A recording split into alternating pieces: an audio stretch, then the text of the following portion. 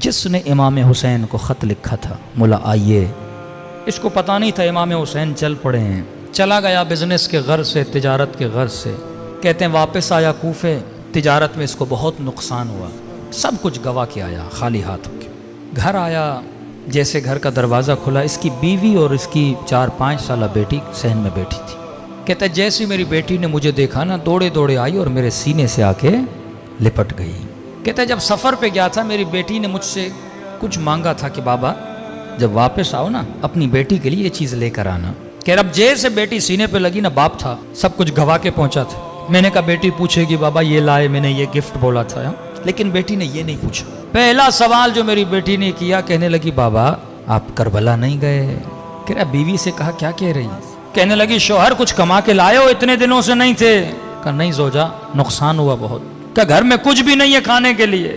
کہا بیٹی کیا کہہ رہی ہے؟ کیا شہر میں اعلان ہوا ہے کہ کربلا میں ایک باغی آیا ہے، جو بھی اسے مارے گا تلوار کے وزن کے برابر سونا دیا جائے گا۔ کما کر لائے ہو؟ کہا نہیں۔ کہا جلدی جا، گھوڑا اٹھا، جلدی پہنچ، دیر نہ کر۔ پورے کوفے کے لوگ جا رہے ہیں، جنگ ہے، اس نے گھوڑا لیا، بے دریغ دوڑاتے دوڑاتے پوچھتے پوچھتے میدان کربلا پہنچا۔ تاریخ لکھتی ہے جب جس وقت یہ کربلا پہنچا تھا یہ غالباً عصر عاشور کا وقت تھا۔ اس نے دیکھا میدان کربلا پہ لاشیں بکھری ہوئی ہیں، ایک ہجوم ہے گھوڑے سواروں کا، نیزے برداروں کا، اور اس ہجوم کے بیچ میں ایک شخص تکو تنہا کھڑا ہے۔ کوئی اسے پتھر مارتا ہے، کوئی اسے تیر مارتا ہے، کوئی اسے نیزہ مارتا ہے، کوئی دور سے تلوار مارتا ہے۔ کہتا میں سمجھ گیا یہ دشمن ہے جسے مارنا ہے۔ میں بھی اس بھیڑ کے اندر گیا، اس ہجوم کے اندر گیا، میں نے کہا میں پیچھے کیوں رہوں؟ میں نے بھی ایک پتھر اٹھایا اور آگے بڑھ کے اسے مارنا چاہا۔ کہ جیسے مارنا چاہتا تھا نا، اس نے نگاہیں بلند کر کے مجھے دیکھنا شروع کیا۔ کہتا ہے وہ ہیبت اس کی نگاہوں میں تھی، وجود پہ لرزہ طاری ہو گیا۔ اب جو چہرہ دیکھا تو نورانی، ماتھا دیکھا تو سجدوں کے نشان۔ میں نے کہا یہ تو کہہ رہے ہیں کسی باغی کو مارنے آ رہے ہیں، یہ شکل باغیوں کی تو نہیں ہے۔ فوراً اپنے عقل کو روشن کیا اور جہالت کے لشکر کو مارا۔ کہ کہیں ایسا نہ ہو غلط آدمی کو مار دو، پہلے پوچھو تو صحیح کون ہے۔ کہتے آگے بڑھا اور میں نے کہا السلام علیک ایھا الشیخ الکبیر، اے بوڑھے تجھ پر میرا سلام ہو۔ کہتے جب سلام کیا نا تو گویا اس کے چہرے پہ خوشی کے آثار آ گئے۔ کبھی سوچا عاشور کے دن 100 مرتبہ مولا کو کیوں سلام کہنے کے لیے بولا گیا؟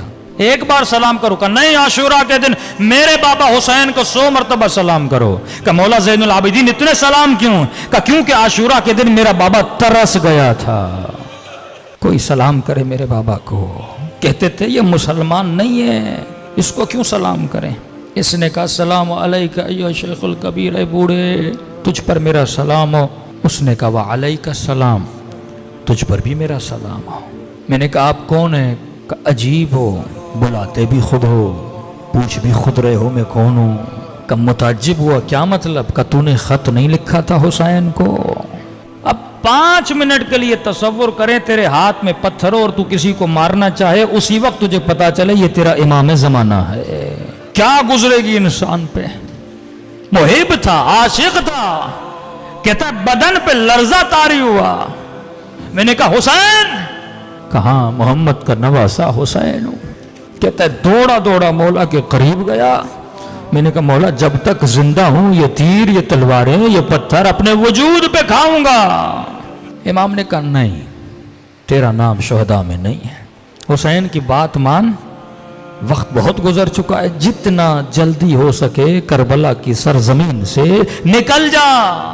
میں نے کہا مولا اس حال میں اپنے مولا کا حکم دے رہا ہوں نکل جا، تیرا نام شہداء میں نہیں ہے۔ مولا جلدی کیا ہے؟ فرمایا ابھی آواز دوں گا حل من ناصر ینصرنا، جو آواز سنے گا اور نہیں آئے گا جہنمی بنے گا۔ میں نہیں چاہتا تو یہ آواز سنے، نکل جا کربلا سے۔ علماء فرماتے پتہ نہیں حسین کیوں اتنا اصرار کر رہے تھے، کہ شاید حسین یہ چاہتے تھے کوفے میں کوئی تو ہو میری زینب کے لیے چادر کا بندوبست کرے، کوئی تو ہو جو میری غربت کا اعلان کرے۔ کہتا جب حکم دیا نا امام نے، روتی ہوئی آنکھوں سے قدم پیچھے کرتا گیا۔